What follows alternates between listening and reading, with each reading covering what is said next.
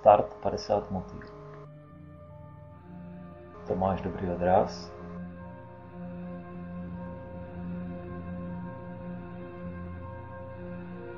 Tady jsem se vynořil trochu dál, protože jsem těšil, má větší průraznost.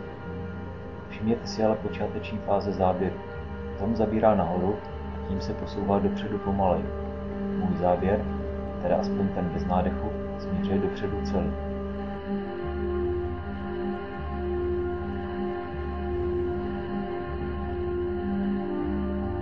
Obrátka. Vlněním lze získat náskok metr i víc. Obě ruce zaberou současně, což tělo urychlí natolik, že je výhodné po přenosu rukou do vody chvilinku splivat.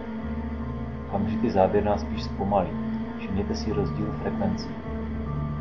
Ale pozor, ponor nesmí být hluboký. Tohle splave lépe tom.